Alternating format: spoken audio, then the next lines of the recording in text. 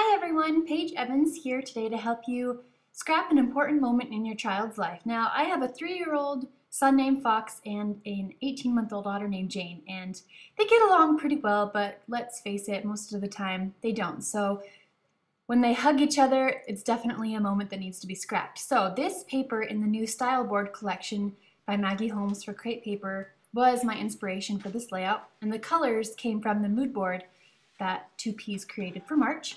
So I started with a Robin's Egg Blue cardstock base by American Crafts, and I used the paper as a template to create the little wedges or chevrons, arrows, whatever you want to call the shape that I'm creating. And I just marked on the pattern paper where the piece of paper needs to be cut, used a pencil, used my paper cutter, and I'm making about a 1/4 inch or 1 centimeter wedge.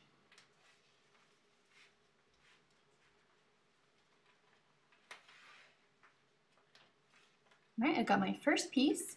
I'm going to show you a couple more times how I did this process just so you can get it down, and then I'll fast forward or just skip over creating the rest of them because it took me about a half hour to cut all the strips. So I'm going down to the next smaller size, again marking the top and bottom where it needs to be trimmed. And I'm making a lot of scraps from each of these cuts, so it'd be a fun challenge to see what layout I could come up with using the scraps. Again, making cuts almost all the way to the end, but not all the way, just so that I get the wedge. And one last time I'll show you how to make another piece. I'm loving the colors for this mood board, the pinks, the greens, the aquas. I just pulled papers from many of the new collections from American Crafts and Studio Calico and crepe paper. Okay, so here's the piece. So you're just going to use the paper as a template to create each of the wedges.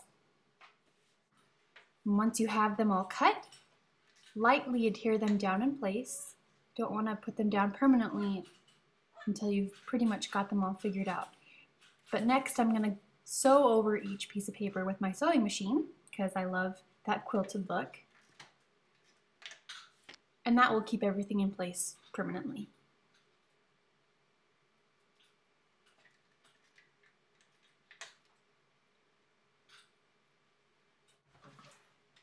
Once everything is adhered, I erased the pencil marks and then stitched everything down. I'm trimming the excess strands around the edges. And then to create some dimension, the next step, hold on, okay, here we go, is bending and creasing the little paper strips and tearing them just a little bit. So it creates some shadows so it's not all flat. I like having a little dimensionality. Okay, so here's the photo of Fox giving Jane a hug. And I love these printables by Lisa Dickinson, or Blue Star Design. I just printed them out on white cardstock and trimmed them all out. I love this happy journaling card for the base. I want to tuck the photo underneath the H, so I had to trim around it. And I love just creating layers, so I've taken another journaling card that comes that's inspired from the mood board with these little polka dots, layering it in the center along with the flower die cut from Wilna Furstenberg. And basically I'm just playing with embellishments right now, trying to figure out what I want the center to look like because all these arrows are pointing right towards the middle. I'm going to stamp the date on this little tab printable, also from Blue Star Design.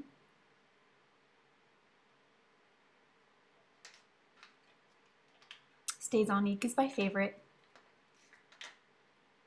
Makes a perfect stamp almost every time. Again, more printables, more little die cuts from the Styleboard collection by Maggie Holmes. I love them so much. Lots of colors that are perfect for this mood board.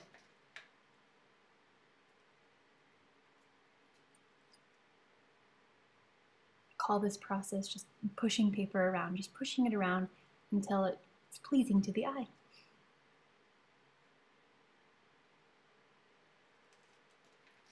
Figured out the placement, so I'm sticking them down with my adhesive.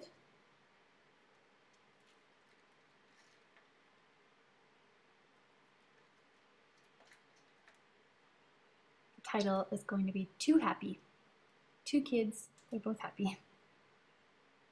Here's a badge from the Styleboard collection. Just gonna round things out right there. And I'm placing these mini alphabet stickers by Studio Calico. They come in every color under the sun, which is perfect, so you can always find a color to match your layouts. And I'm just using them to write the names of my kids, Fox and Jane, around this ampersand printable.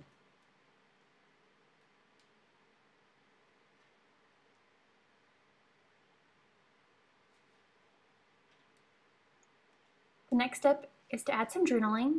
I got a new Uniball Signo white pen, and I like to incorporate the journaling into the design. So in between a few of the paper strips, I'm just going to write some simple journaling. You can read what I wrote if you want down below. And I'm mirroring the journaling that I wrote at the top down at the bottom.